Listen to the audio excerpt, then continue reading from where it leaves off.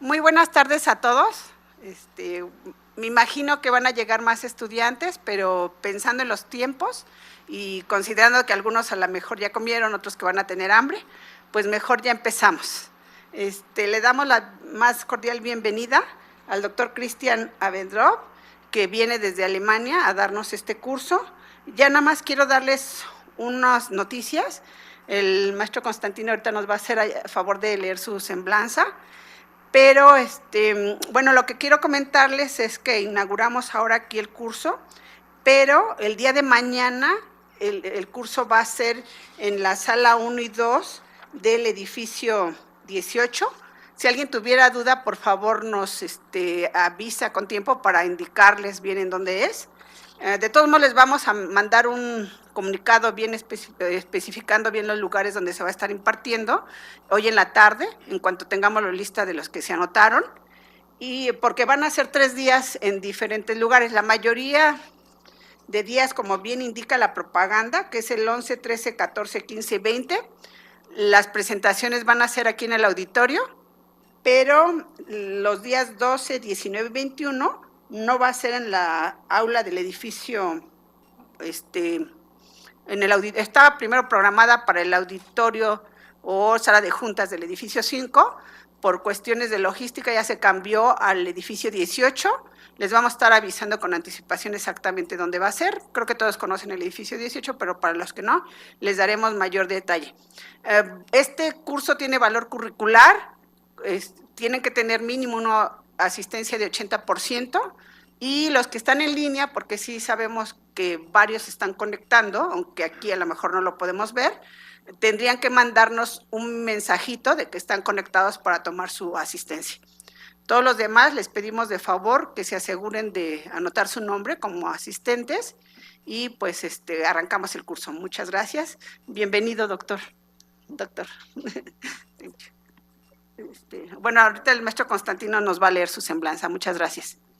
Bueno, buenas tardes a todos y pues, gracias por su asistencia, tanto ustedes que están aquí como los que ya lograron entrar por internet a distancia. Rápidamente les platico que este curso es parte de el convenio que tenemos, el acuerdo académico que tenemos de la UNAM con la Universidad Técnica de Brandenburgo, de Alemania. Este convenio lo tenemos desde el año 2000, más o menos, entonces ya vamos a cumplir pues 23 años, 24 años con este. Entonces la idea es que haya un intercambio de estudiantes, profesores, y pues la idea también es que empecemos a hacer investigación conjunta entre la UNAM, los investigadores de nosotros, de aquí, con la Universidad Técnica de Brandenburgo. Esa es la idea principal.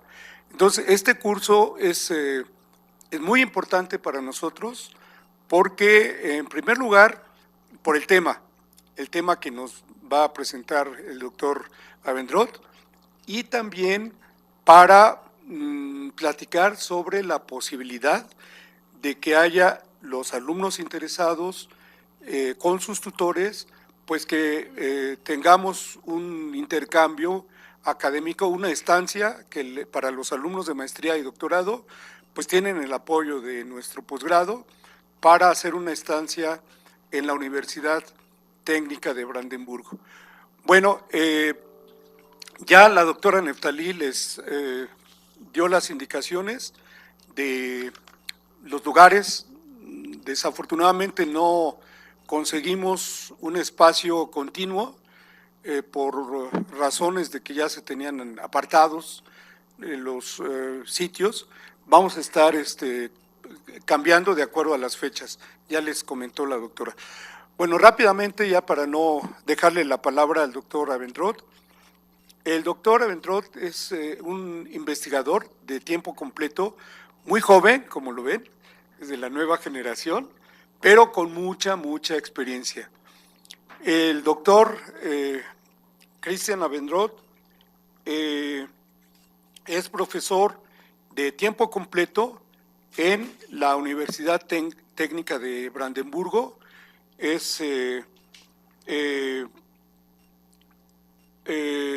Ha trabajado de profesor de tiempo completo en la Universidad Técnica de Brandenburgo. Ha hecho un postdoctorado en el Instituto de Waste Management and Circular Economy en la Universidad Técnica de Dresden, también en Alemania.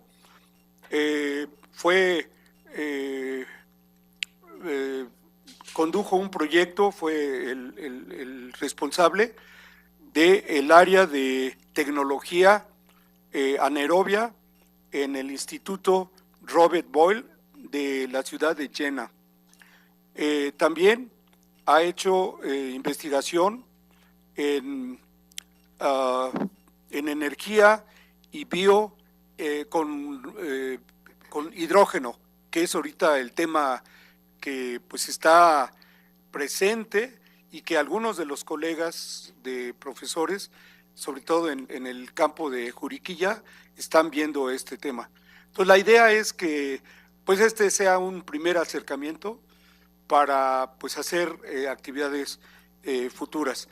Bueno, pues con esto les doy la más cordial bienvenida.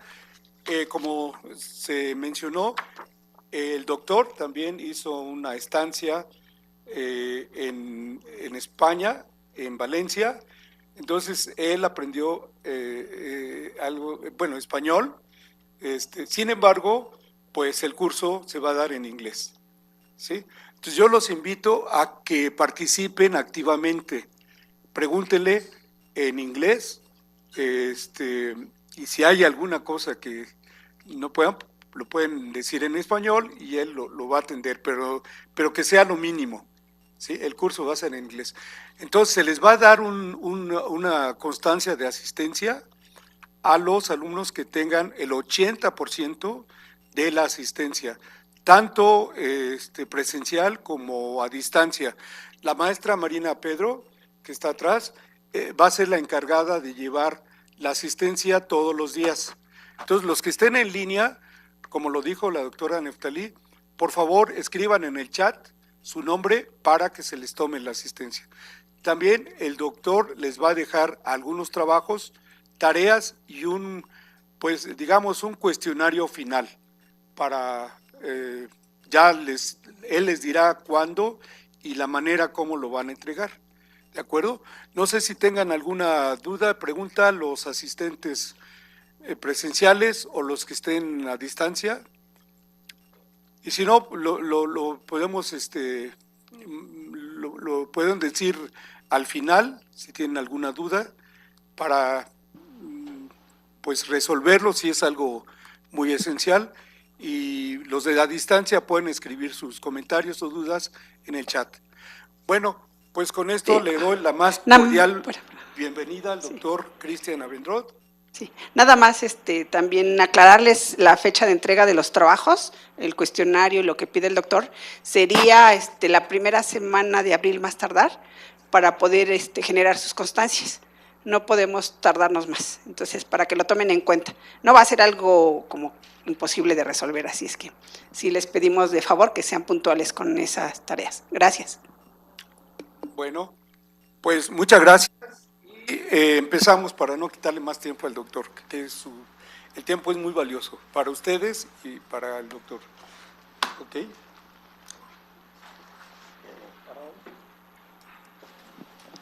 Thank you very much for this introduction. Can you all hear me? Everything's working? Okay. So I will stay here. Oh, thank you. Yeah, so I also speak some words Spanish, but more like a child. So I think you would maybe not understand my talk when I give it in Spanish, so I will better give it in English. I hope you all speak some English or at least can understand it. If you have some questions, you can also try to raise these questions in Spanish. I can try to understand it, and of course then I will answer in English. So thank you very much for this introduction. I also have some introductory pictures that I will show you so that you can see where I'm coming from.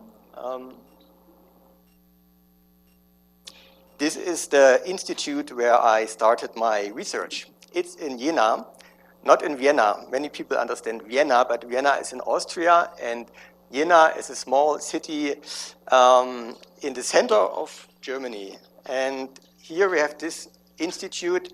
The Robert Boyle Institute is a private institute which is working almost exclusively on anaerobic digestion and also in very close collaboration with the industry. So when I started here, I actually started already doing my master thesis there. And I knew that I wanted to go somewhere abroad to do my PhD. And in the end, I decided to go to the University of Valencia in Spain. And it was a difficult decision because I had no funding ready, so I decided to apply for some research money doing my master thesis, and I was very lucky that this was working. In the end, we got funding for an industrial project, and we were working in collaboration with the University of Valencia on this. So I was traveling every 3 months from Jena, Germany, to the University of Valencia, and then 3 months later, I traveled back. And I did this for 4 years. So I was spending for 4 years between the University of Valencia and the Robert Boyle Institute in Jena. So those are the reactors that we are actually, or that we were constructing when I was still there at the Robert Boyle Institute. I was rather responsible for the biological part, but I was always in very close collaboration with engineers which were building these kind of reactors. They were testing different conditions to investigate the digestibility of certain substrates or to analyze how we can improve anaerobic digestion processes. This is the institute in Valencia where I studied for almost 4 years. They are really focused on molecular biology, bioinformatics. They work a lot of with sequencing, DNA sequencing, microbiology. So it really goes into the direction of biosciences. And I have to say that from my background, originally, I am also a bioscientist. So I studied biochemistry. And then my thesis in Valencia was in biotechnology. And then eventually, after my thesis, I did my postdoc thesis at the Institute for Circular Economy in the University of Dresden. In this time, I was still collaborating with my colleagues in Spain and my colleagues at the Robert Boyle Institute until I finally came to the University of Cottbus, where I'm now hired as a professor since 2 years, so I'm relatively new. I'm still struggling to get all my lecture material together and survive all the lectures, but so far everything worked out. So I marked you here some important places. So this is the center of Germany. We call it Thuringia. And here we have the city of Jena, that's where I'm still living and where I did my PhD. Here we have the University of Dresden, where I did my postdoc. And here we have Cottbus, the University of Cottbus. And here you see a little bit larger picture of the University of Cottbus, or not the university, but the place where it is located.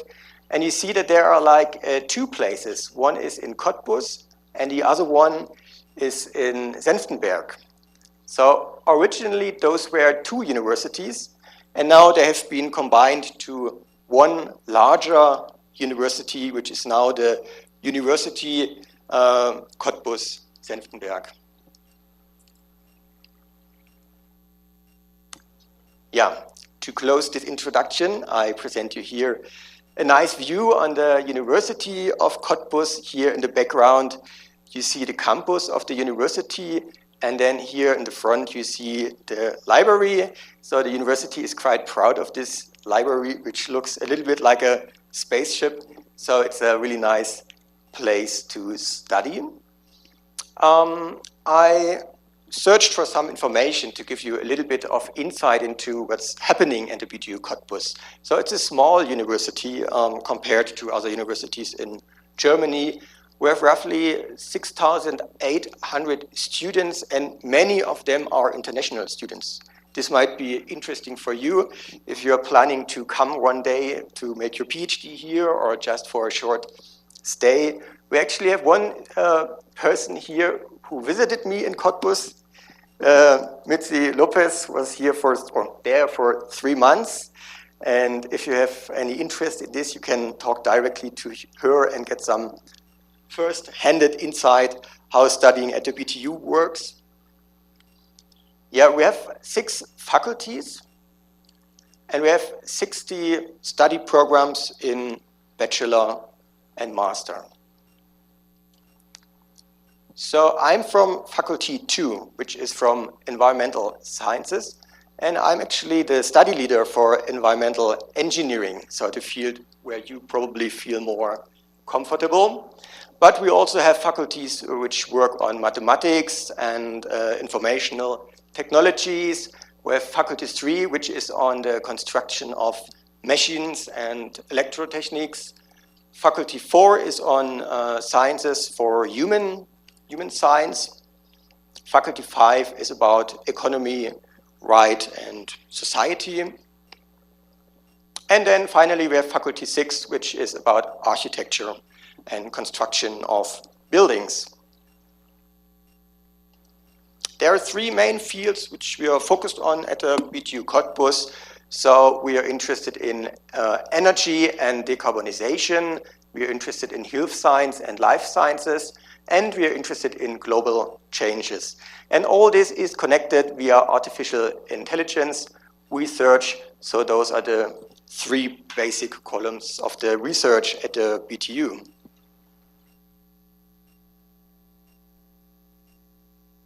At the moment, we have 180 professors, and I think it's a nice ratio compared to the 6,400 students or 6,800 students. So usually every professor has another employee to get some support with teaching. So we have something between 350 and 40 people that can actually teach. And if you make the calculations, then you have less than 20 people per person if you just make an average number. And I think this is nice because this results in a really close collaboration or connection between the professors and the students, which is really nice for teaching.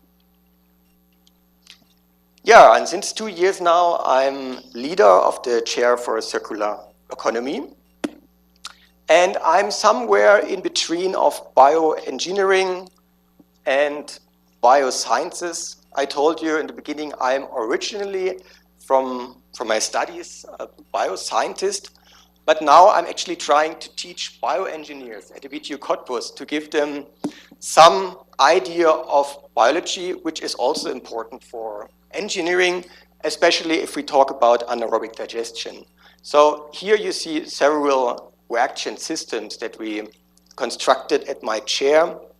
So this is until some point bioengineering, but then we're really interested to understand what's going on inside these reactors. So here's one picture that we did with an electron microscope just to see what's happening inside. Of course, just from such a picture, we don't really know who is there, what are the names of these microbes. Here we need some other technologies, which I will also introduce to you in the further course of this module.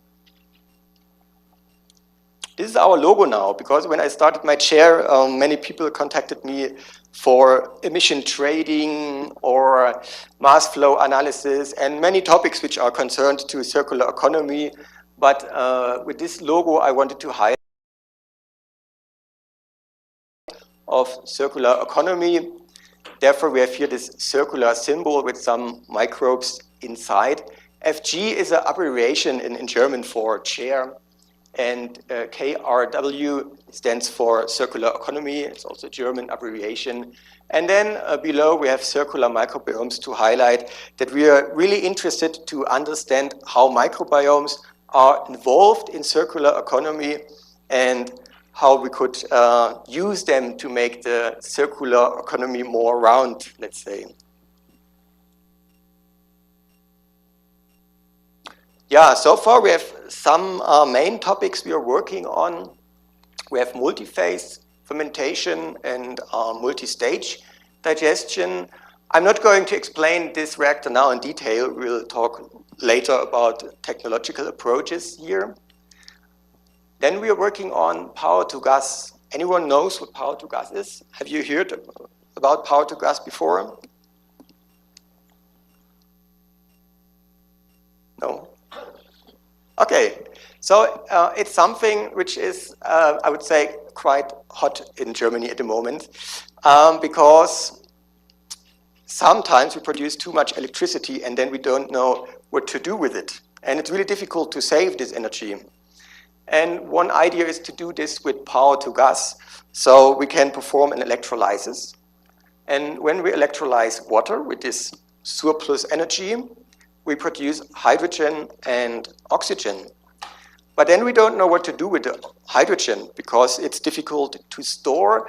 It has a large volume compared to methane, and when we produce a large amount of hydrogen at once, we can't directly use all of it. So we have to store somehow the hydrogen. And the idea is that we are feeding microbes with this hydrogen and so-called methanogenic archaea. You will learn at a further course what archaea are. So-called methanogenic archaea are able to eat hydrogen and to use it to chemically reduce carbon dioxide. And like this, we can produce methane, which is much easier to store. We can directly pump it into the German gas grid, which is much better with methane than with hydrogen. So the gas grid was originally produced for methane. We can also store it much easier because the molecule is much smaller than methane. So if we have like a foil tank for gas, then it's much easier to store methane than hydrogen. Yeah, this is actually, I would say, at a doorstep to the industry. So we have a patent here in the University of Cottbus, and this patent is licensed to a company which is trying to bring this now to the market. And there are a few other companies which are competitors on this topic, and they now try to get rid of other competitors, let's say, and to stabilize their position in the market. And at the moment, we are applying for a first project to test this on an industrial level. So I would say the basic science is ready here, and now the question is how to make the transfer into the industrial level. Can you see everything? Do I block the side or is it okay? Yeah? Okay. Yeah, then we have teaching, of course. And here I'm visiting some, this is a compost, but there's also a landfill. And this was with our international course for environmental resource management. For them, it was really interesting because many of them are from developing countries which are not with proper landfills at the moment. And for them, it was really nice to see how a proper landfill can work, how you can make sure that nothing is leaching out into the soil, that no gas is coming out, that you can collect all the gas to produce electricity from it. So that's what we try to show them, and they have directly a composting plant here next to the landfill site. And then, of course, anaerobic microbiomes. So we are really interested to understand what's happening inside of these reactors or inside of these typical anaerobic digesters, or what's happening in a composter. With composting, we are just getting started. So far, I was only working with anaerobic digestion, but we just got a student from Afghanistan who gets now funding for 4 years to work on microbiomes in composting. So I'm very excited to see what's coming out of this. Yeah, and we also try to make some advertisement here. At the moment, we are engaged in a huge European project with 14 partners all over Europe. And all together, we want to highlight the word microbiomes in anaerobic digestion, because at the moment, anaerobic digesters are basically a topic of environmental engineering.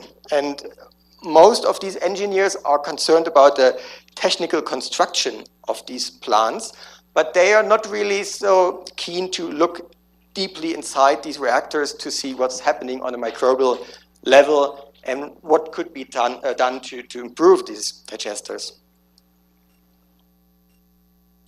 Okay, that's all with my introduction. I hope it's all clear. And now we can start with the real presentation or the real course. I don't know whether there are any questions so far. Feel free to speak. You don't have to raise your hands necessarily. You can just speak into the room if there is something you want to ask. Okay, but you're nodding, so everything seems to be fine. Okay. So, yeah, I guess you have seen this list already. Those are the topics that I would like to talk about in the next 2 weeks. I saw already that I planned for a bit too much time, so I have to restrict myself a little bit. I don't know yet how to do this. Either we cross out one topic entirely, or I'm shortening some of the topics. I have to see how I'm doing this. So I have a basic structure written now, but the final polishing is still to be done. So I will provide you with each lecture after I gave the lecture to you. So you will get this lecture then, I guess, by tomorrow. Yeah, we will start with some basics because, as I told you, usually I teach a similar lesson to environmental engineers, and usually they are not much concerned with the topics on biology. So for them, it was really helpful in the past 2 years that I gave them just a very rough introduction into biology itself, into the functioning of cells, how organisms work. And then we go a little bit into photosynthesis. Maybe you had it already in school. I remember it from school, but when I asked my students about it, no one remembered. So let's see whether you remember anything. And then we will talk about microbiomes. I will introduce the term microbiomes. And then we will actually talk about some technical concepts. I don't know, had you already some insight into biogas plants? Did you cover this topic in your lectures so far? Is it completely new to you, or?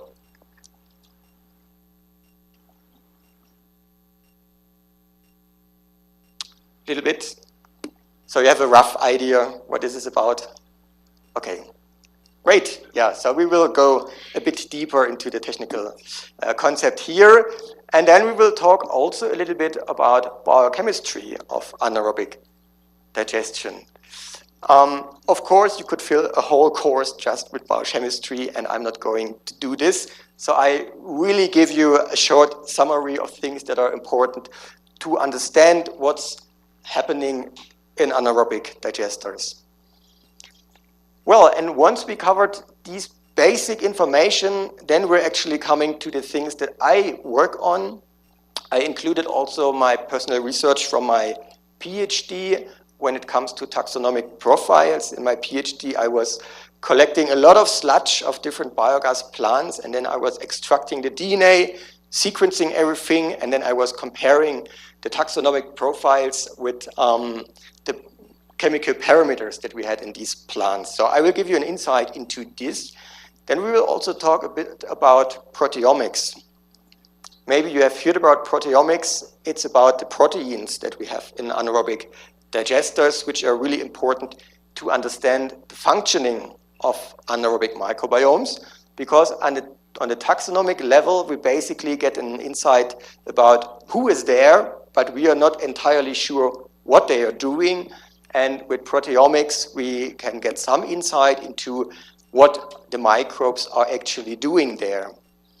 And then the last chapter, it's something that I definitely want to cover. So I have to shorten these lectures in a way that we manage this, because this also includes the results from my postdoc thesis, where I made an overview on interesting microorganisms that we could use in the future and in future research to improve anaerobic digesters. And then a very new topic from the point of basic research is the application of light. So usually there is no light applied in anaerobic digestion. So some people also talk about dark fermentation, and this term already says that there is no light involved, but I think it could be really promising to apply light here. Of course, it's a really far way to go from an understanding that light has an impact here to the industrial level. So this is very deep basic research yet, but I think it's also interesting for you to see what's maybe coming in the next years. Okay, so much for the overview of the whole module, and now we start with the introduction from the content line. So I will talk a little bit about biochemical conversion. I will also talk about the structure of a cell, and then we will introduce the main players of anaerobic digestion processes, which are mainly bacteria, archaea, and eukaryotes. Are you familiar with these terms? Yes. Yes? Okay, great. Yeah. I will still repeat it because I included it already in my lecture, but so it's nice that you already have some ideas about it. And then we will close with a general view into the biomass cycle before we start the next topic. I don't know how fast we're going with this. Maybe we can start the second topic today. Let's see. Okay, any questions so far? Okay, everyone's happy? Great. Okay, so what we are seeing here, this is actually the total biological waste that we have in Germany. It's 15 million tons. Sounds like a lot. If we take into account the total waste, not just bio-waste, we have maybe 400 million tons of waste, approximately. So it's really just a small fraction, and we are not even able to collect all of it. Maybe you have, I don't know how it's handled here, but in Germany we try to retrieve the bio-waste separately. This works more or less fine. Not all cities are doing it already. Some try to get around it. There are some small villages and they say, yeah, well, most people do composting, so we just don't collect it separately. And so step by step, we try to evolve here. And the idea is that eventually we are able to collect all the bio-waste separately. Why should we do this? What's the importance of this? Any ideas? What's the advantage of having the biological waste separately from the total waste? Yes, please.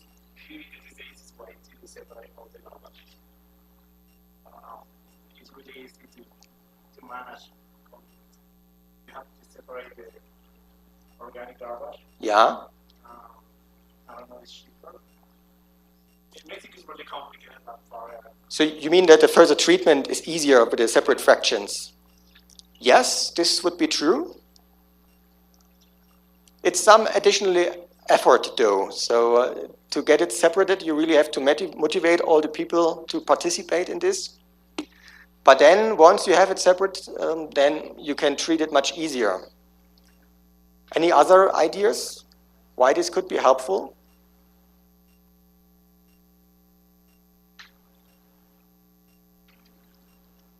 Yes, please. Yes, composting. Composting is really helpful. We can produce fertilizer with it. So we have actually a product out of it. And well, if we don't collect the biological waste separately, it would basically go into a landfill. So we can use the waste somehow. And there are several possibilities to use the waste. So we can produce compost, as you suggested, or we can perform anaerobic digestion. And the big advantage in regard to anaerobic digestion is that we are also producing electricity. And when we perform composting, all the energy dissipates in form of heat. So we basically lose all the energy. And if we are now performing anaerobic digestion, we have the possibility to collect the biogas, which we can incinerate. And with this, we can then produce electricity. So in the end, it's much more friendly for the university, for the environment. And we are relying less on fossil fuels, which is also an overall goal for the industry.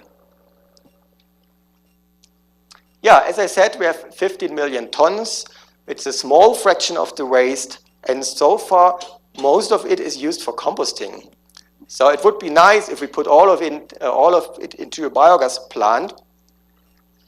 And I think it would be feasible because from a biogas plant, we also get fertilizer.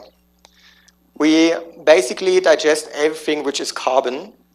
And then we have a concentrate rich in ammonia and phosphate. And this is a really nice fertilizer. Maybe it's not as good as compost, but it's still a good fertilizer. And we have additionally the electricity. And then we have a large fraction of bio-waste, which is not presented here in this organic fraction, which is the residual waste. So we have a waste bin for the organic waste, and then we have a waste bin for the residual waste. And well, not everyone performs the sorting so organized. Some people just throw it into the residual waste. Sometimes you can't separate it. Sometimes you have, for example, some kind of container with still biomass inside, and you don't want to open it and separate it, so you just throw everything into the residual waste.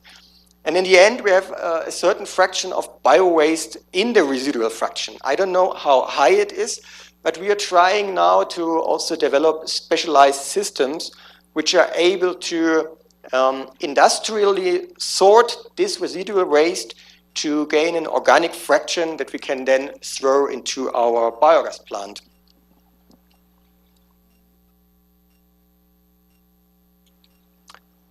And that's the topic of my main interest, how to do this, how to take all these residues and convert them in something useful. And in the further course of this module, you will see that we are not only talking about electricity.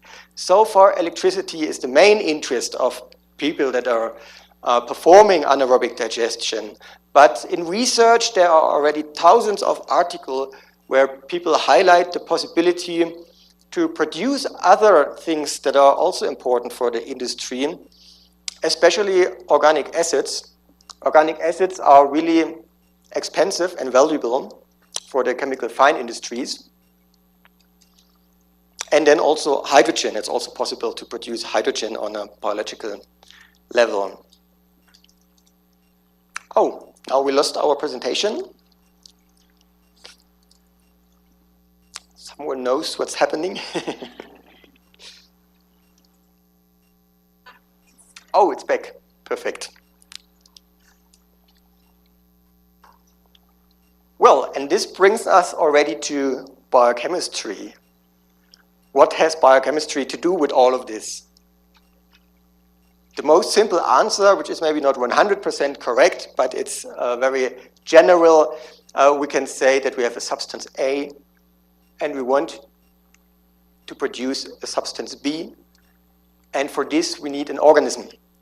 And when we know how this organism works and why this organism is there or why it disappears, which other microorganisms are involved, if we understand this, then we might find a way to improve the transition from our waste, which I call substance A, to something useful, which can be many things, not just methane and compost.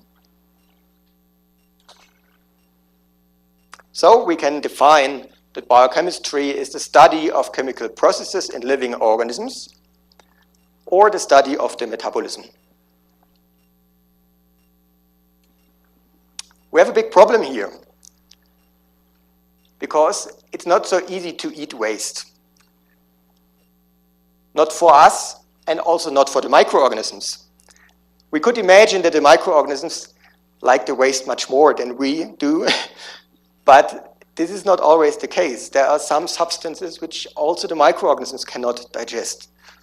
And this is where we have an interplay between biochemistry and biosciences and engineering to find a way to pre-treat these substances in such a way that our microorganisms suddenly like these substances and start to ferment them to produce something useful out of it.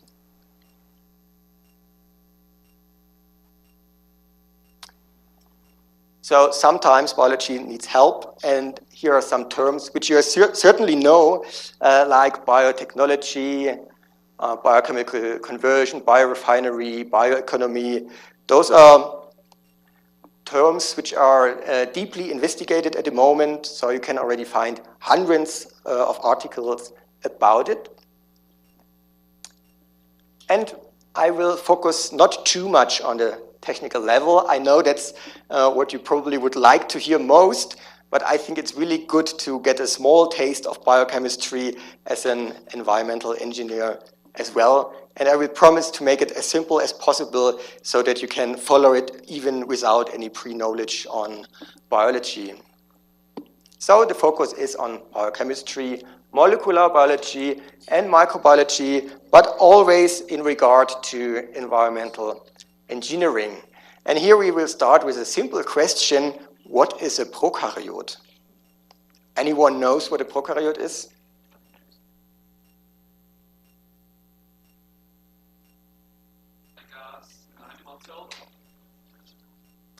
No, not an animal cell. Hola. Yeah, we hear you. It's a cell without nucleus. Yes, mostly true. There are some exceptions, but that's the definition that we usually apply, so it's quite correct. So we can say it's a space separated from the environment. And in this space, we want to fill in our waste, and we want to retrieve our product out of it. This space is surrounded by something that we call membranes. Probably you have heard of membranes. We have specific kind of molecules which are hydrophilic on one side and hydrophobic on the other side. And then they attach to each other, because if they are in water, then all the hydrophobic ends are attaching together to avoid the water. So in the end, you have two hydrophilic sides, and the hydrophobic part is in between. And this makes it really difficult for any substrate to penetrate through this membrane into this space where we want to create our substance of interest. There's a transport, so these organisms are able to specifically take up certain substances. Like aquaporine, it's a channel just for water. We also have diffusion, but this works just for very few substances, for example, some specific gases. We have channels for ions. Here it says gated ion channel, because it's really specific for certain ions which are in the right size to pass through this channel. We have symport, because sometimes it could be that one substance can't enter because there's already so much inside. So there's like an osmotic gradient and the substance would rather go out. But this can be circumvented if you have a co-transport from another material which is not present inside but present outside, and then this material can kind of create the necessary kinetic energy to move this other substance into our space. We have carrier molecules which can take up a substance which is of interest for us, and they can pass the membrane and then release the substance there. Or we have antiporters, which is just the opposite of a symporter. So you see, this is already quite complex, and I promise I will not talk much more about any transport mechanisms in cells in the whole course, but you get a basic idea how this transportation works here. We have a cell wall. I guess you have all heard about cell walls. In which organisms do we have cell walls?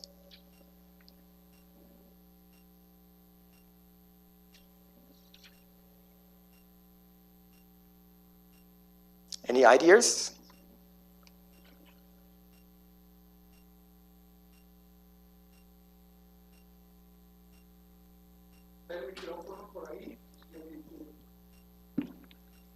Plants and bacteria.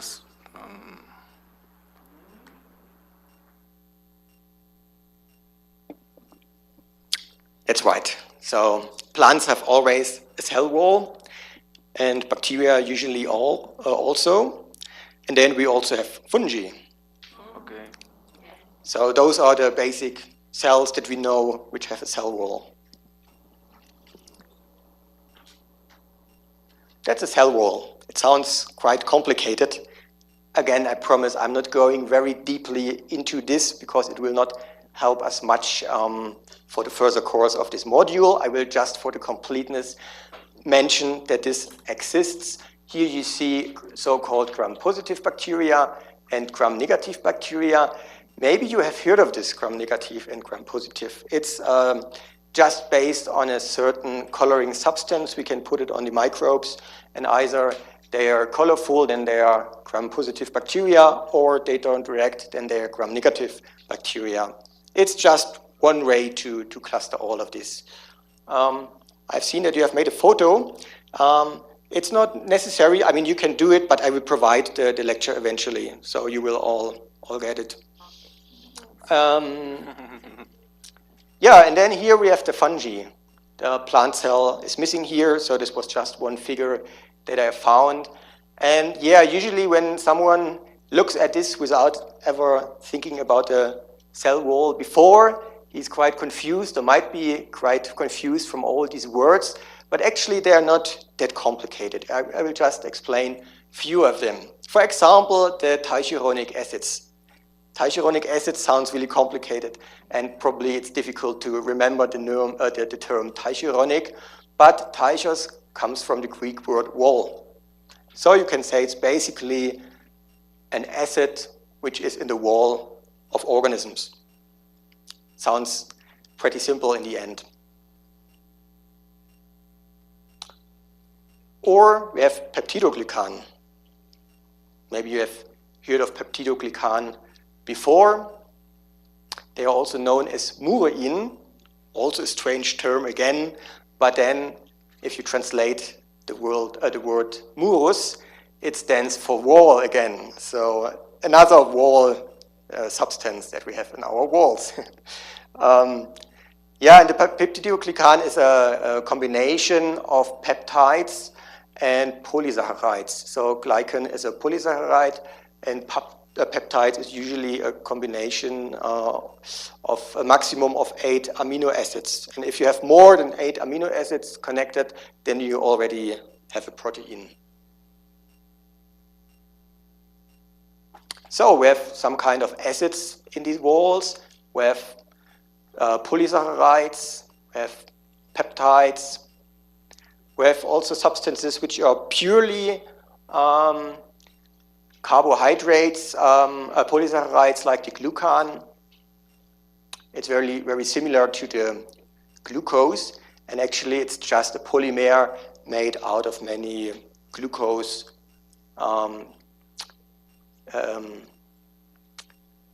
molecules.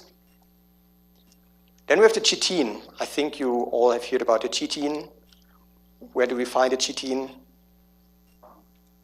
Yeah, fungus, right.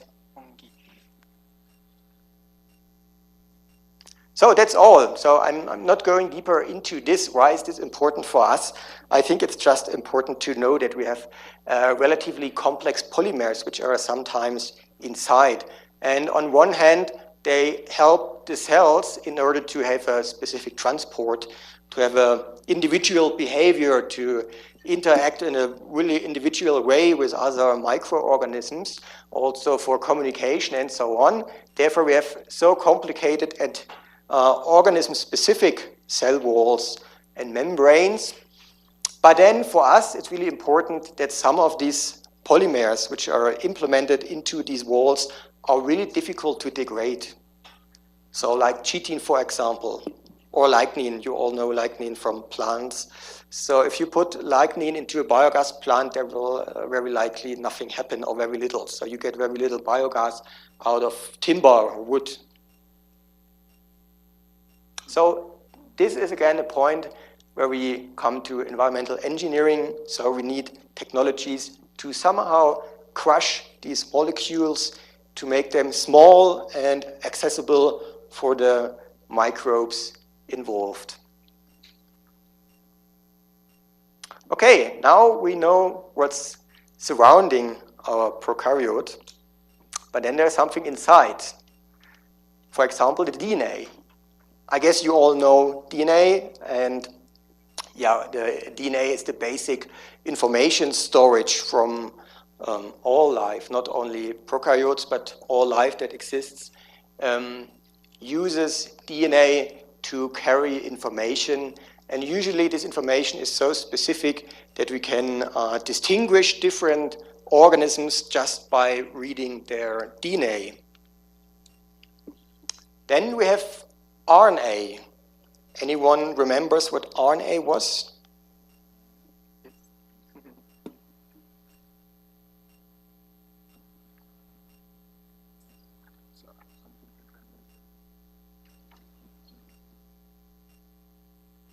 I can give you the full name, which is, yeah? It's a nucleic acid. Yes.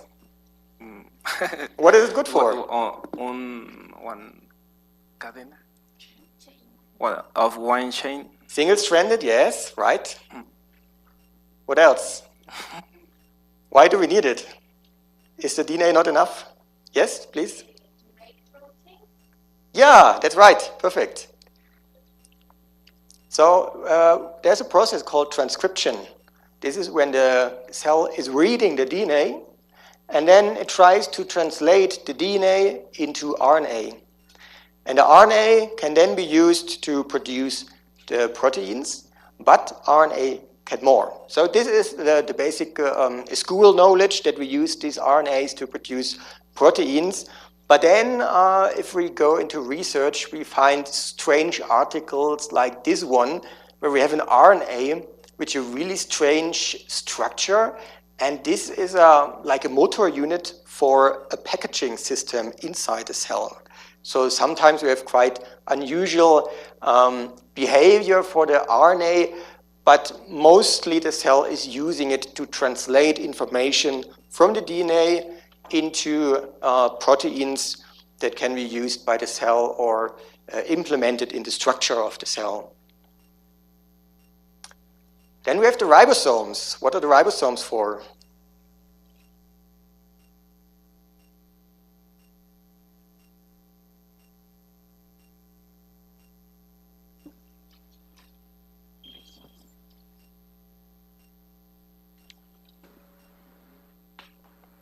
There are a macromolecular complex Yes. of proteins and RNA.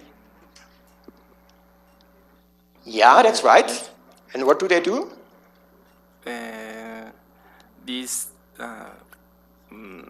for synthesis of proteins. Yeah, that's right. Perfect. So the RNA, these small stripes are our RNA. And they go into the ribosome, and then for each triplicate, for each combination of 3 nucleotides, one amino acid is chosen and attached to the growing protein chain from the ribosome. So with this, we have already the complete picture of biochemistry, I would say. Here you see the overall structure of the ribosome. And as you said, the ribosome also consists of RNA, which is quite strange because it appears that an RNA is able to read other RNA and to synthesize something out of it. So I think this is quite surprising. And this brings us now to the basic dogma of molecular biology, from DNA to RNA to the protein. So DNA is our informational storage. RNA is the information what the cell wants to do in this very moment to translate this DNA. And then the protein is the outcome from the RNA after it passes the ribosomes. So why is this important? We will come back to this quite often because this is the basic for some analysis techniques that we need to understand what's happening inside an anaerobic microbiome. Yeah, what were proteins again? I mentioned it already, so maybe someone remembers.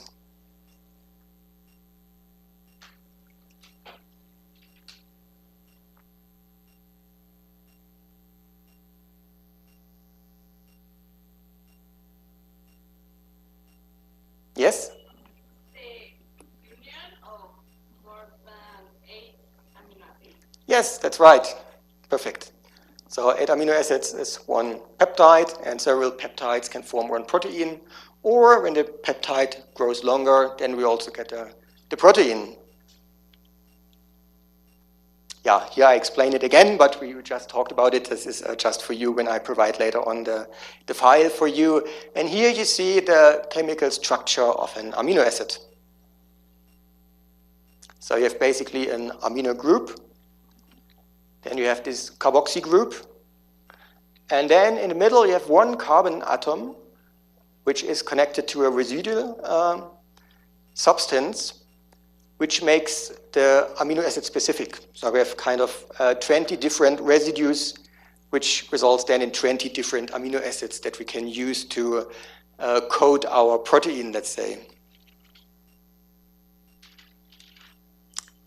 Here you see all of them. Don't be worried, you don't have to learn them. In our biochemistry studies, I had to learn all of them, and I forgot all of them again. So I don't want to give this task to you, but it's just for you to see what are these amino acids are. And later on, we will also talk a little bit more about their functionality if we find the time. So at this point, I have a very short video to summarize the dogma of molecular biology, but for an eukaryotic cell. I hope it works and also that the sound works. Let's try.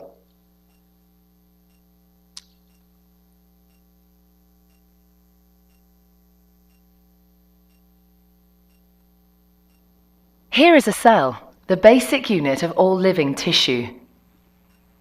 In most human cells, there is a structure called the nucleus. The nucleus contains the genome. In humans, the genome is split between 23 pairs of chromosomes. Each chromosome contains a long strand of DNA, tightly packaged around proteins called histones. Within the DNA are sections called genes. These genes contain the instructions for making proteins.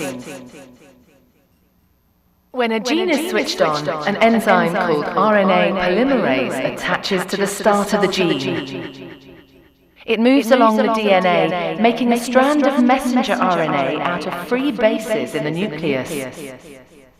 The DNA code determines the order in which the free bases are added to the messenger RNA. This process is called transcription.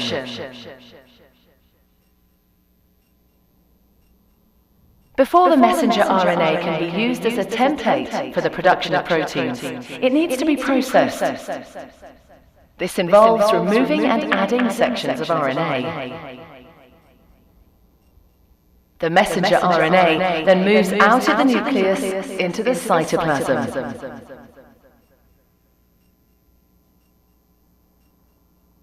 Protein factories in the cytoplasm, called ribosomes, bind to the messenger RNA.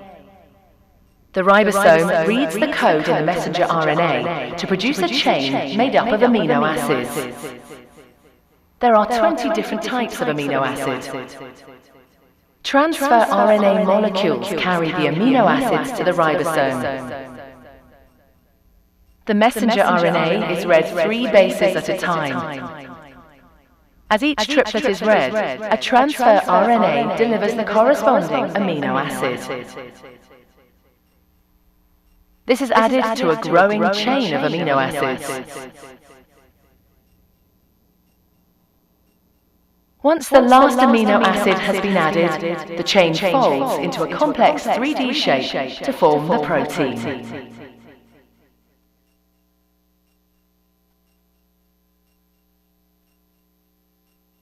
Okay. That's it. I think it was a good summary of what we have heard so far. There's just one thing that we didn't talk about so far, which is the nucleus. And the nucleus was specific for what again? Where do we find the nucleus? In which kind of organisms? I think you mentioned it before. Eukaryotes, yes, that's correct. So, to our original question, what was a prokaryote again? We can say it's basically bacteria and archaea, which have this simplified cell structure without a nucleus. And then we have the eukaryotes, which are people, but also animals, plants, and fungi. At this point, I would like to highlight that there's a huge difference between bacteria and archaea. And many people forget this. So very often when I talk to people about biogas, they say there are methanogenic bacteria. And something like this does not exist. There is an exception, but it's not really that relevant for biogas production. So usually the methane itself is produced by so-called archaea, which is an own domain of life next to the bacteria. They both look this way, but then if you go on a molecular level, they are really different. And sometimes these archaea are even closer to the eukaryotes than to the bacteria. Therefore, it's really important to distinguish between bacteria and archaea when it comes to biogas production. Here are some differences. I'm not going to discuss them in detail, just to give you an idea what the difference is. So we can't say there is an overall function which makes archaea specific. They can do very similar things like the bacteria, but then if we go really deep into the biochemical level, we see, for example, that eukaryotes have no circular chromosomes, but archaea and bacteria have, or only archaea have a membrane with branched hydrocarbonates, or only bacteria have a cell wall with peptidoglycan. So it's really on the biochemical level where we have these differences. There's maybe one thing where we can generalize. Very often archaea are extremophilic.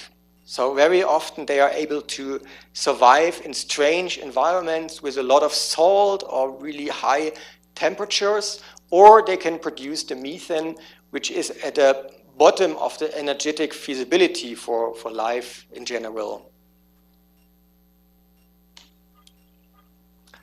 Also, we find very specific membranes for the archaea, and they have some very specific chemical structures. And one interesting thing is that sometimes this B layer for the membrane is just connected in the middle, so we have like a monolayer in the end, and this can make the whole cell much more stable, and because of this they can, for example, thrive at the black smokers in the deep sea, where we have really harsh conditions where other organisms can hardly survive.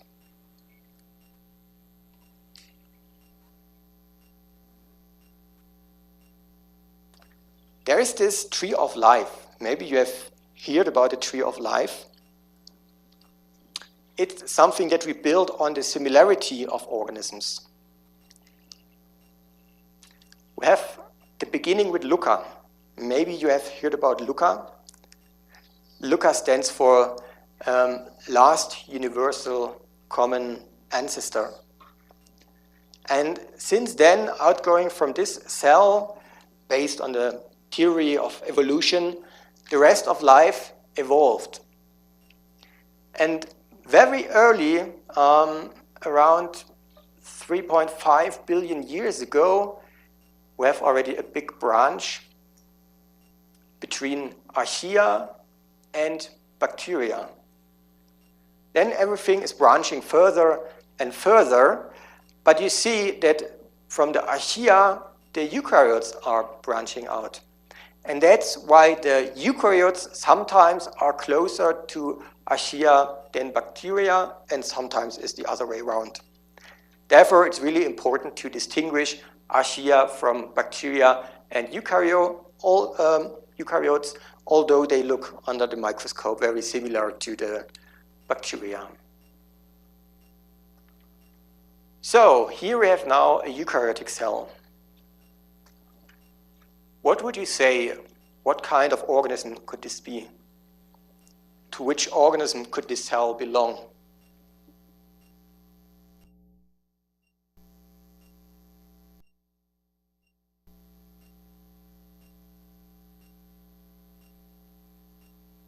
A plant?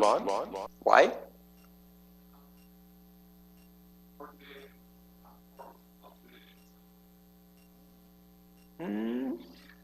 No? Another idea?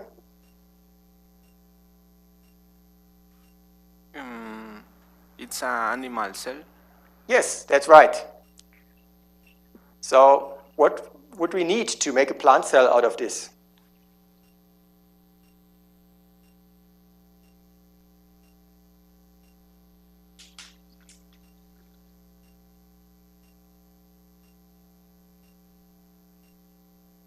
Yeah, that's right. Something else that we discussed already? Cell wall. A cell wall, yeah, that's right.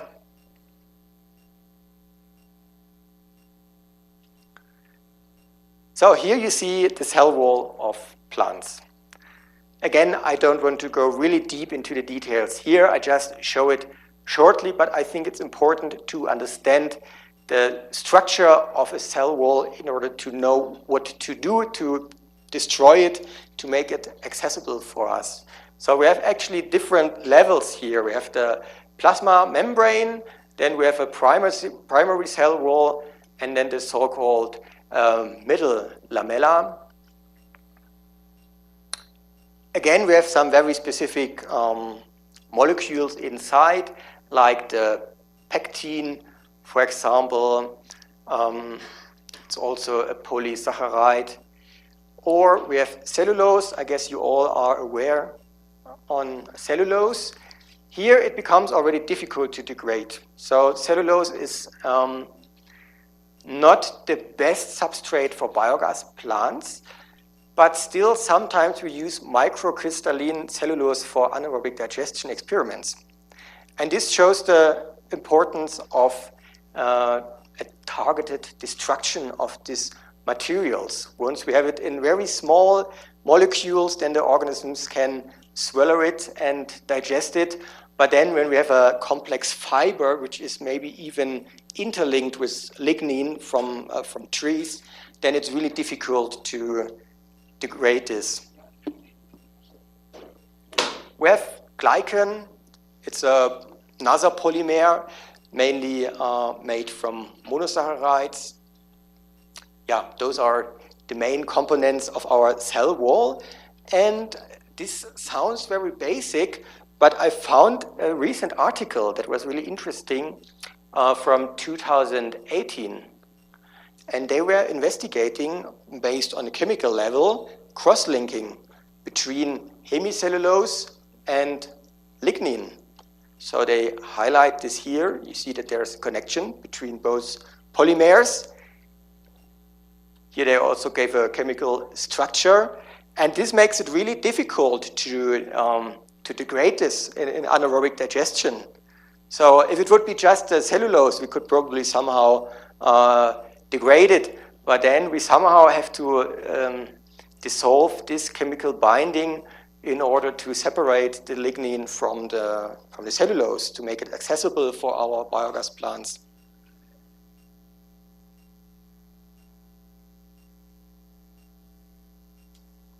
What's actually the difference between lignin, cellulose, and hemicellulose? Anyone knows this? I think it's a nice question because I ask this question very often, and very often people don't know it. But we use these terms very often. I mean, if I say lignin, everyone has somehow a picture in the head and has heard this word somewhere. Same with cellulose or hemicellulose. But then if I ask what is the difference, people are often not sure about it. Do you have any idea? Yes? Cellulose is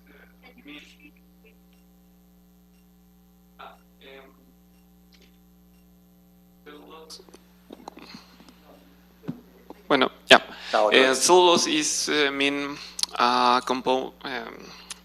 construct with exos, and hemicellulose with pentose molecular.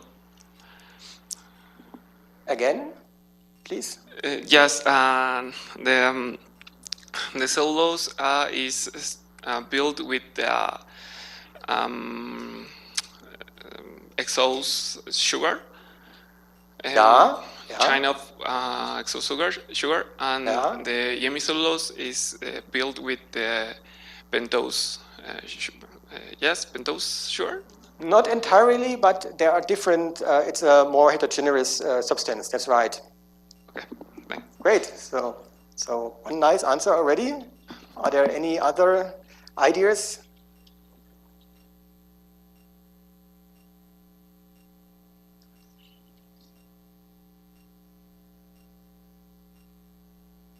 Okay, then I will resolve the riddle. You see here the lignin, and here the cellulose, and here the hemicellulose. What is the difference here? What makes them so different? I mean, just watching them, we see that they are different, but if we try to describe this somehow, what makes them different?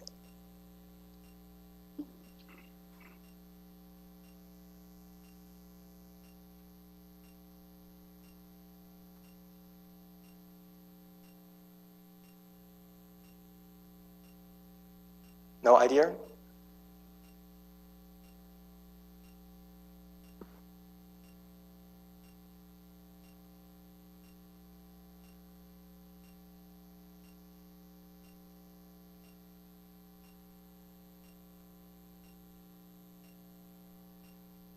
You have an answer?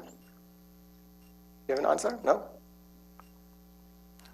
Is because the cellulose is based on glucose. How do you say? Yeah, maybe. Just one answer. So what is important is that the hemicellulose is branched. So here we have always one line, and the connection is always the same. So theoretically, you could have one enzyme which destroys this connection, and then you can already degrade it. It's really simple. But then we have here the hemicellulose. And if you have one enzyme which destructs this, then you still have the branches, and they have a different binding. So here you already need another enzyme. This makes it difficult to degrade it. You need specified microorganisms, or you can even buy enzymes, and we have several companies in Germany which are selling enzymes to the biogas plants, and then they throw the enzymes into the biogas plant to better degrade the hemicellulose. Yeah, and then we have the lignin, and lignin is pure chaos, so there is no general accepted formula. You can watch different parts of a lignin, and you will have always a different formula. It's extremely heterogeneous. You have always these aromatic groups inside, which are really difficult to degrade, and therefore lignin is almost impossible to be degraded under anaerobic conditions. But again, here people try to develop special pre-treatment methods. For example, a so-called extruder. And here we are trying to destroy the lignin based on physical methods until we have almost monomers, let's say. So it's really pulped and really small molecules, which can then be accessed easier by the microbes. And like this, lignin also becomes degradable. There's, at the moment, a discussion going on whether we should degrade lignin or not. Would you degrade lignin? Would you throw it into a biogas plant if you know that you could make biogas out of it? Based on this extruder, for example? Would this make sense for you?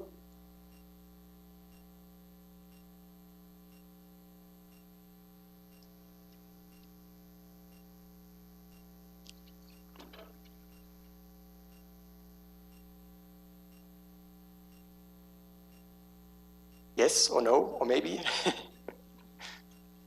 Can you repeat the question, please?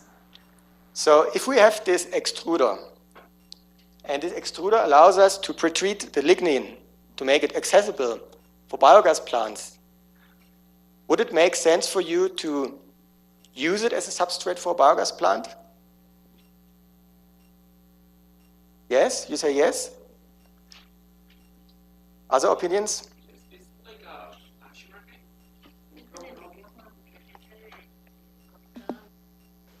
It's like a sugarcane, the plants with the main substrate. It's like timber, forest, like wood from the forest. Or grass, So it's extremely solid and has a lot of lignin. You said yes. Why did you say yes?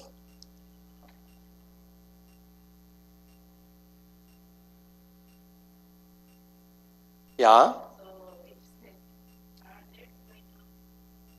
Yeah, that's one opinion. Other opinions? So it's really a topic of discussion, and people find it difficult, at least in my opinion, to get a clear agreement on this. I work together with a company that focuses on the degradation of wood. They are from Finland. They have a lot of wood, so they want to do something with it. But then I'm not sure whether it's a good idea because we can incinerate the wood as well. And if you have a really good incinerator plant, then you can also produce electricity from this. So you can collect all the heat, you can create steam, and with this steam you can power a generator to produce electricity. And this is much more efficient for wood than a biogas plant.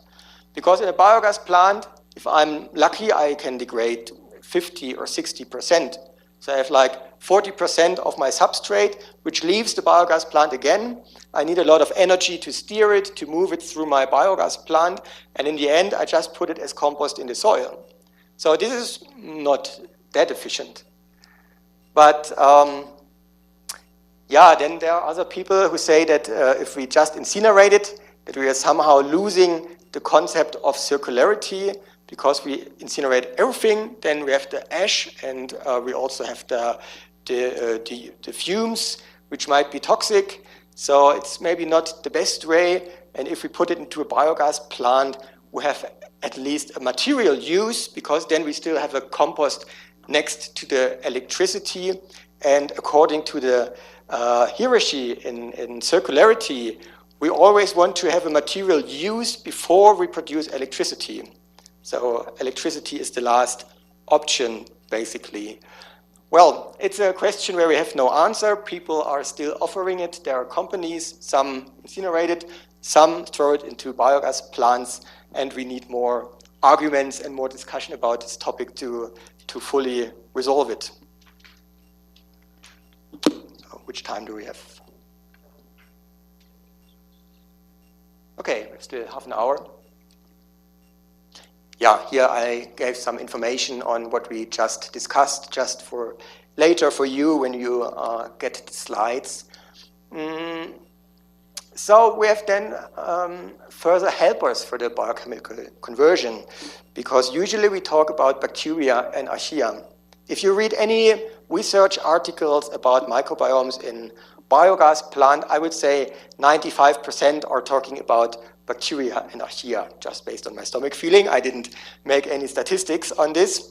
But then there are other organisms which are also of interest, or they could be of interest in the future, and we are still investigating this, and there are a few articles now which indicate that protozoa, metazoa, plants and algae, they could also have some interest for anaerobic digestion processes.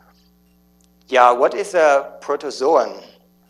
I guess you have heard of it before.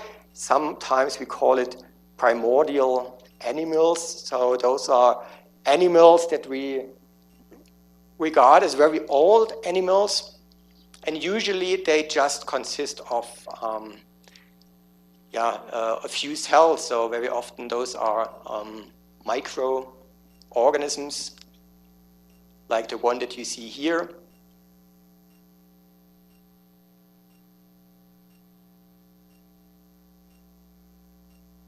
Yeah, then we have the metazoa. Metazoa is then the opposite of a protozoan. This is a kind of animal where we have a lot of cells that are involved to build up this organism.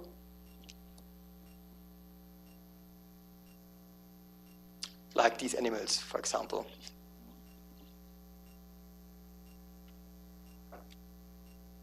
Those are protozoa which are actually important for anaerobic digestion processes. Maybe you have heard of them before. So, is any one of these guys known to you? No? They have actually a key function in wastewater treatment. If you have a wastewater treatment plant, usually you have the sludge activation. And in the sludge activation, you want to produce kind of granular flocks that can separate from the water after cleaning. And usually, this would not happen. If we have bacteria and archaea, they would grow everywhere, and you would have a thick solution, like a thick sludge, where you can't separate anything. But then you have these guys, and they are actually growing on the bacteria in the sludge. But sometimes you have bacteria which are able to grow in small granules. And if they do so, then the eukaryotes, the protozoa and metazoa, are not able to access them. So they are eating all the free-swimming bacteria, archaea, all the small cells, and then we remain only with the organisms that are fixed in these granules or these flocks that we can then separate from the water based on chemical processes like precipitation. Yeah, those are complicated names, and I don't remember them either. Maybe you could remember these names. All of them are ciliates. Then you have some worms. The worms are called nematodes or annelids, and rotifers. Those are more general names that you might remember, but I will certainly not ask in the exam about these complicated names here. So I think now we have the basic rules to follow my module in the coming lessons, and we have a basic understanding how these guys are working, what bacteria and archaea are made of, and how protozoa, metazoa, and plants are functioning in regard to eukaryotes. And now we talk shortly about the biomass cycle. So this transfers all of this into a concept of circular economy. So usually we have some biomass in agriculture. We produce all kinds of plants, and we do something with it. So we produce products, and we use and consume these products. Eventually, we can't use them anymore, or we ate them, whatever.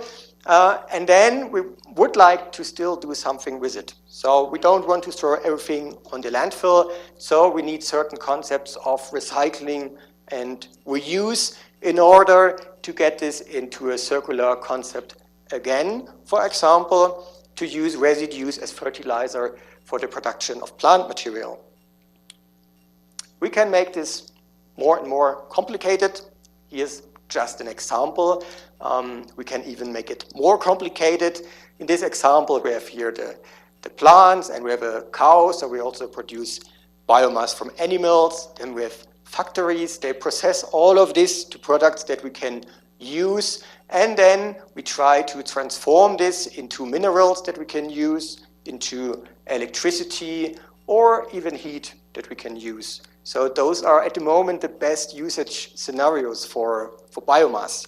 I hope in the future it's going to be more complicated, but that's where we are now.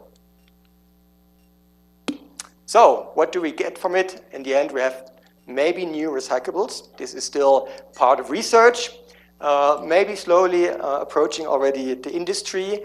Then we have the energy, fertilizer, and the heat. And for the production, we can distinguish between algae, plants, insects, and animals, which are important to grow some kind of biomass that we can use in the bio-based productions later on.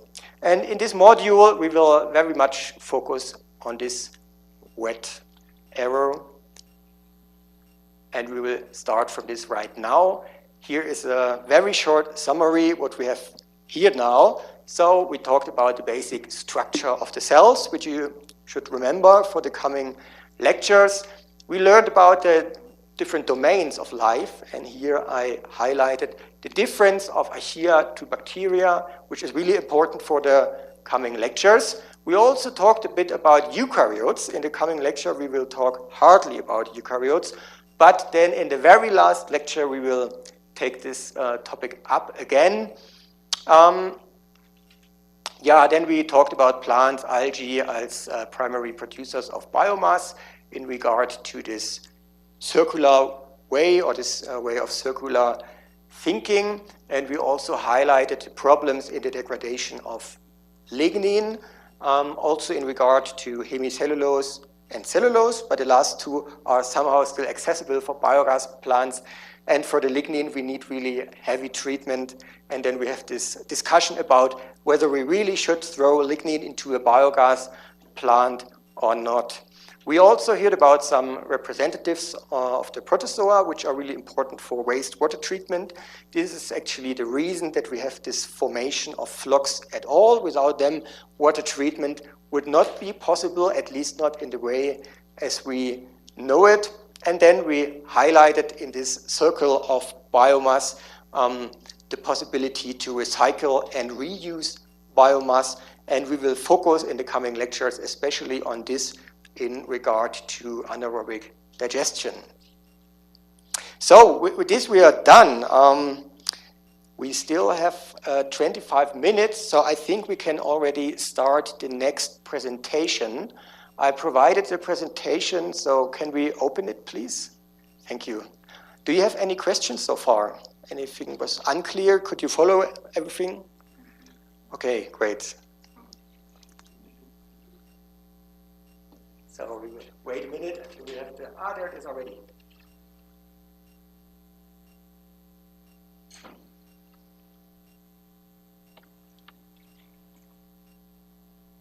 Okay, so we will just get started with this. We will finish this lecture the next time, tomorrow, but we will at least get started. So we are now in the second lecture of this complete module on photosynthesis, and we will talk a little bit about photosynthesis in general, how it works.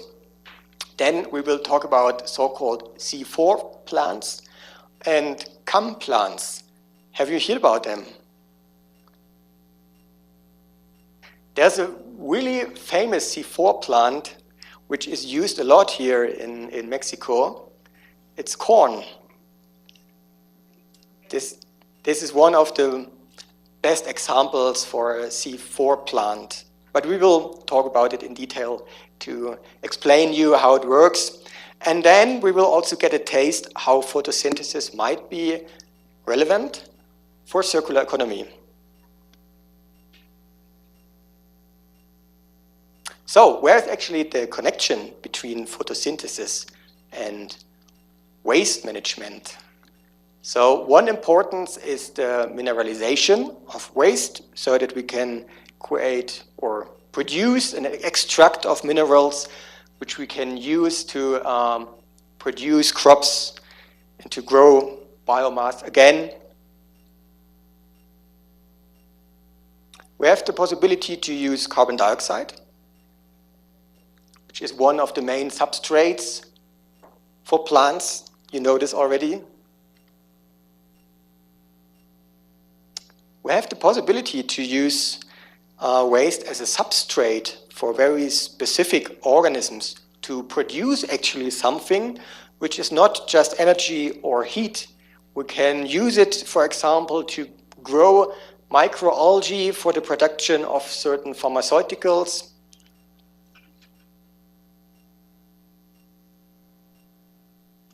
And we can also combine this topic with biotechnology in order to make plants more efficient, which might also affect our concept of waste management in the end. So what is this, what I'm showing here?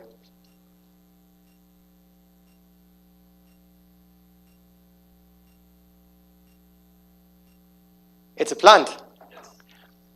It's a part of a plant. It's not an entire plant. Yes, chloroplast, that's right. That's a chloroplast. That's where we have our photosynthesis. So at this point, I will go into an article which I found really nice.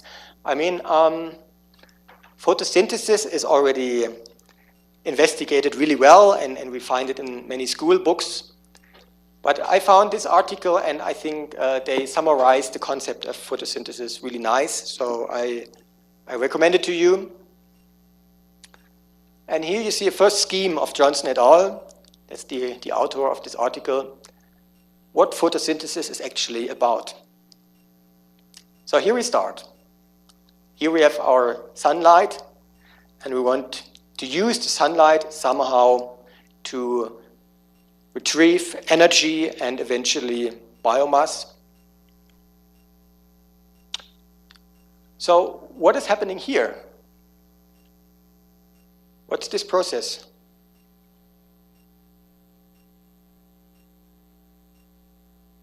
What is happening with the water? Yes, that's right. It's kind of an electrolysis. We use the energy from the sun to make some kind of plant internal electrolysis in the chloroplasts to split it into oxygen. And then we have the hydrogen. And the hydrogen is used to chemically reduce carbon dioxide. And then we have already something close to polysaccharides.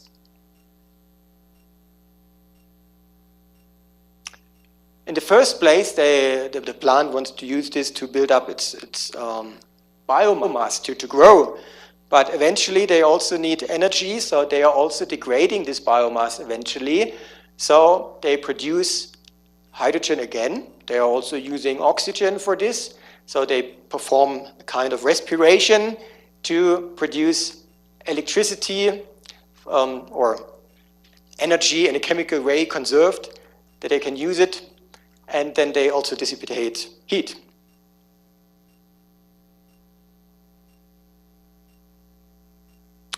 Here you see a chloroplast. This is a very simple way to show how a plant cell looks like. We have our nucleus, we have a so-called vacuole, which is important to regulate the osmotic pressure. We have the chloroplast, which I just showed here as green dots, and we have the cell membrane with a cell wall. This is really simplified. And then if we magnify this green dot here, the chloroplast, then it looks like this. So it gets even more complicated. We have here a network of so-called thylakoids. Many thylakoids assembled together to one granum. We have several grana in our chloroplast. And then we have a double-walled system which the cell uses to build up some gradients in protons to create a proton gradient that can later on be converted into chemical energy that a plant can use. Here's the basic chemical reaction that takes place when we talk about photosynthesis. So here we have the light reaction, and then we have a dark reaction. So not everything is happening in the presence of light. And in the presence of light, we have the disruption of water, as you mentioned before. We need the light, and then we produce oxygen, protons, electrons. So this is important. So we could also say we just produce hydrogen, but actually the cell is separating protons and electrons, and we have a different, let's say, mass flow for these. And I will show it in more detail later on. And then we have the dark reaction.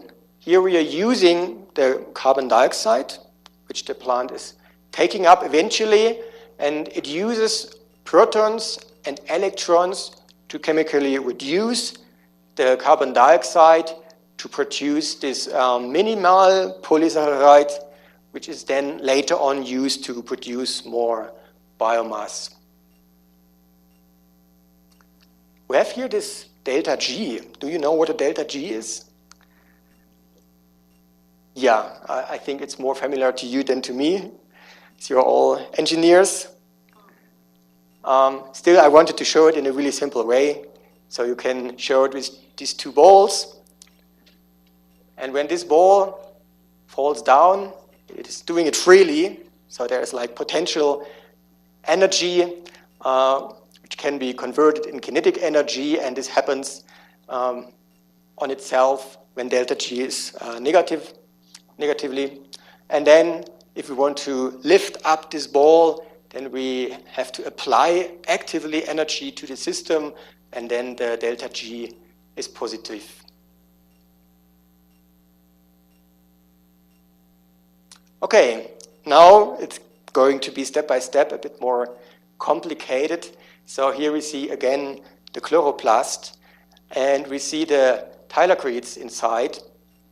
And here we can separate between the light reaction and the dark reaction. Of course, this separation is not physically present. So in the chloroplast, everything happens at once everywhere. But to systemize it, to better understand it, we can say we have here on the left side the light reaction, and then on the right side we have the dark reaction. During this light reaction, we produce something called ATP and NADPH. Have you ever heard about these substances? Is it completely new for you, or have you ever heard about it?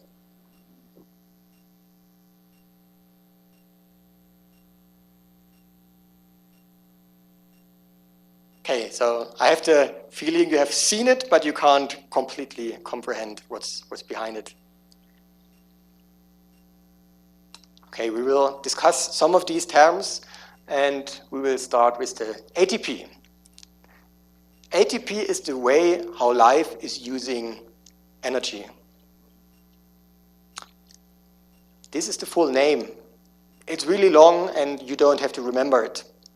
If you remember just ATP, I'm absolutely happy with this. And to create this ATP, we need the ADP. ADP is the same as ATP, just one phosphate group less. And to bind this phosphate again to the ADP, we have to apply energy to these substances. And then they will fuse together, they form the ATP, and this is a highly energetic substance which can then kind of push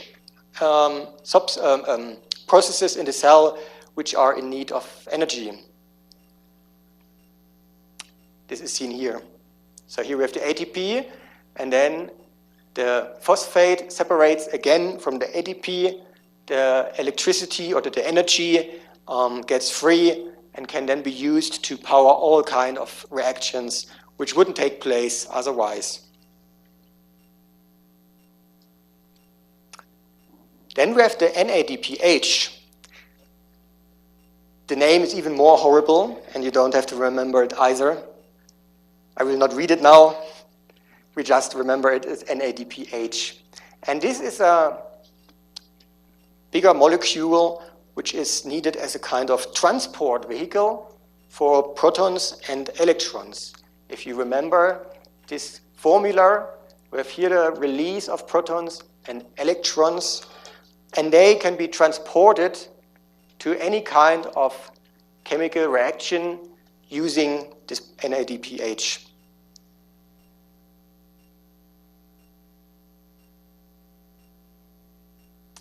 Then we have the chloroplast, which we know already. It's like a subcellular organelle.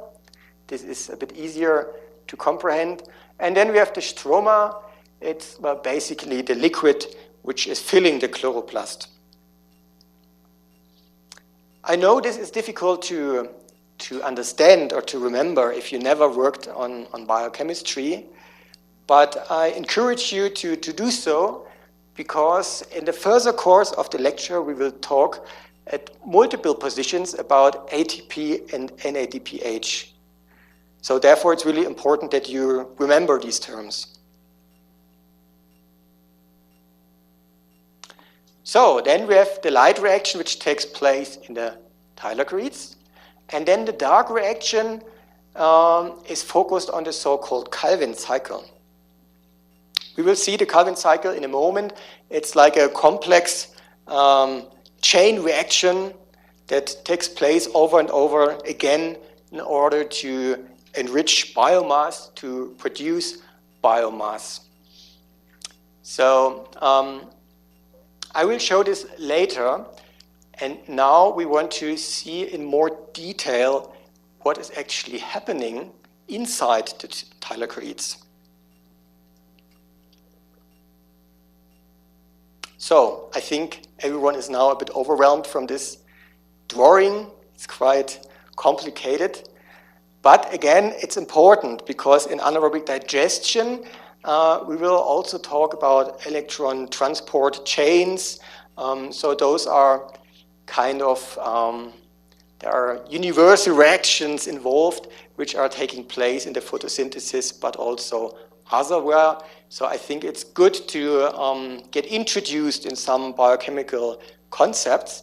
And then later on, it's going to be important when we talk about the possibility to actually improve anaerobic digesters applying light. It's an hypothesis that we still have, and there are some nice evidence that this really has an impact.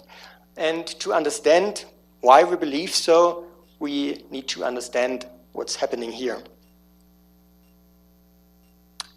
So you don't have to understand everything at once. We will now move step by step through this whole scheme, and we start with the sun, which provides our ATP, and the NADPH, which we know already. So this is the first step. And now we're trying to cluster this step by step, or this process step by step in a more complex concept. This we know also. And we start with the so-called photosystem 2. It might appear strange that we start with the photosystem 2, but this is just because historically we found the photosystem 2 first, and then later we found the photosystem 1, which came in its reaction actually a bit later. And here in this photosystem 2, we have the electrolysis that we talked about earlier. So it's an energy harvesting complex, and it harvests light from the sun And the more energy it collects, the more reactivity it has. And at some point, the reactivity is enough to disrupt the water, to disrupt it into the electrons, the hydrogen, and the electrons and the protons and the oxygen. Yeah, here are some terms which we also need to understand. Pigments, I guess you know. Pigments are substances which are able to take up wavelengths from the light to collect the energy. And then we have the so-called Förster resonance energy transfer. This is how light is collected and transferred to one point where then the electrolysis takes place. Don't worry, we will take a deeper look at this as well. So maybe you have seen in your chemistry lectures the so-called Jablonski diagram. Anyone remembers? Yeah, you're nodding. So what we are seeing here is fluorescence. We have electrons, they receive some energy and they jump on an outer shell, one shell higher or two, and then they can jump back and then the energy is released as a certain wavelength. So this you know already. What's phosphorescence? What's the difference between fluorescence and phosphorescence?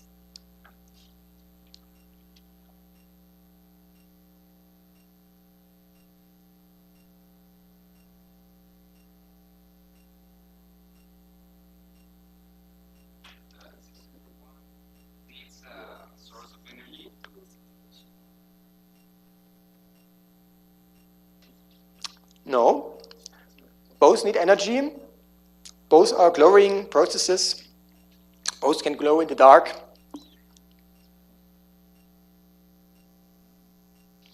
Okay, I will resolve it. If you have an excitement and the electrons jump onto shell 2, there could be like an internal relaxation. So it could jump here. And if then the electron jumps back and light is released, then we call it phosphorescence. But if the electrons jump back from the original state, then it's called fluorescence. But both processes are actually about a glowing process based on energy that is released from electrons which are jumping back to a lower shell.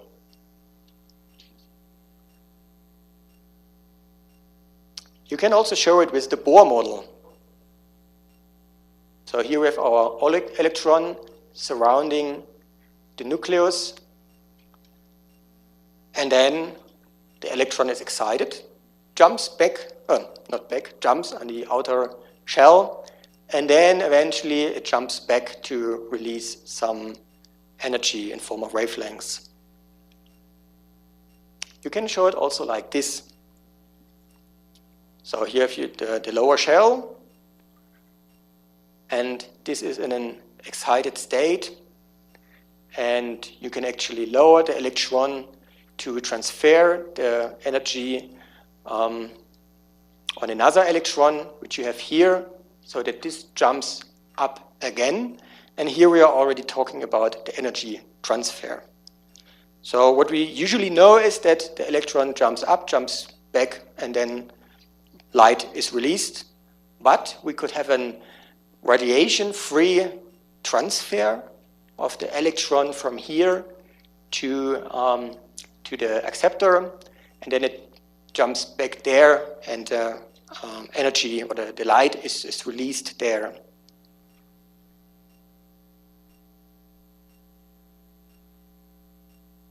In order to allow this energy transfer, this radiation-free transfer of light, we need an overlap of the emission spectrum and the excitation spectrum. So if we have one molecule which is able to emit light with a certain wavelength, which would be able to excite another molecule, then it's possible that the energy directly jumps over without any radiation produced. And that's what we call threat. A guy named Förster was describing this for the first time, as I know, and so this stands for Förster Resonant Energy Transfer. Why is this important? Because we need to achieve a sufficient energy density to allow the electrolysis of our water. So imagine that all these pigments here are collecting energy, but then the energy is not enough to split the hydrogen, the water. So what the photosystem 2 is now doing, they're conducting their energy with this with this energy transfer to the so-called reaction center. So you have a continuous flow of energy into the center, and like this, the energy accumulates until eventually we are able to electrolyze the water to produce the oxygen and the electrons and the protons. Here's another way which shows basically the same. Here we have the sun, we have a pigment, and it takes up some energy from the sun, and then it conducts the energy further in another pigment without any radiation, and then all the energy is collected here in the reaction center, where we reach then an energetic level which is high enough to destroy the water molecules and to release the electrons that are used then in the further process. There are many pigments, and some of them are actually quite interesting for the industry. So they are extremely interesting for the pharmaceutical industry, and they would have a really high value. So the value of selling this would be much, much higher than selling methane or electricity. If we could produce something like this from biogas, processes, this would be nice. And there was actually an art industry yet, so this is still on an academic level. So they described it in regard to the color industry. That's the article, evaluation of chlorophyll and antioxidative components harvested from the anaerobic digestion of fruit and vegetable waste. I have a short explanation here for you later on, but I will just explain it now with my own words. So basically, if you throw in your plants into the biogas process, they will be degraded as much as possible and everything will turn into methane. But then if you have like an pre-stage where you incubate your plant material just for a short moment before you then transfer the material further into the main biogas plant, you can actually collect a metabolite which is not fully degraded yet, and this metabolite contains these different pigments.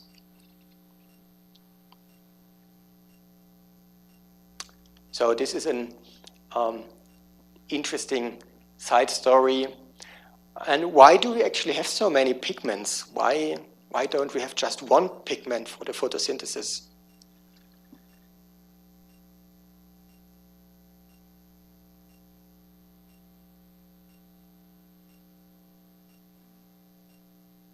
Different wavelengths? Yes, exactly. That's the right answer. So we have different wavelengths, and here you see an absorption spectrum for chlorophyll A. It's the green line. So here it absorbs very well. Then for a while there happens nothing, and then between 600 and 700 nanometers there's again a really good absorption.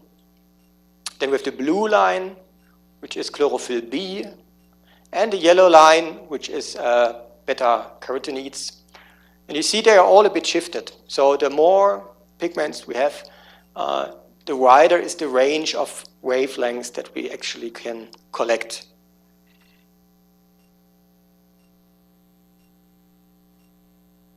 Okay, now back to our photosystem. We now understand the importance of pigments. We understand that they are really important for the industry, would like to collect them, but they are also in the photosystem too, and there they are playing a major role for the photosystem too, so that they can collect the necessary energy for electrolysis. And now we start with the so-called electron transport chain. So the protons are released here. For the moment, they just remain there, and we are building up a big gradient of protons, which we will discuss later again. But the electrons, they are now jumping over to a molecule called cytochrome BCF complex. Leaving it so late already. Oh yeah, the time is over. So sorry, we stop here. We will start here again tomorrow. Thank you very much for your attention. If you have any questions, you can still ask them. You can also ask them tomorrow as you wish. So thank you very much.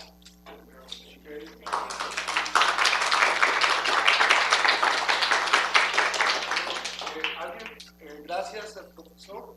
Mañana alguien trató de anotarse.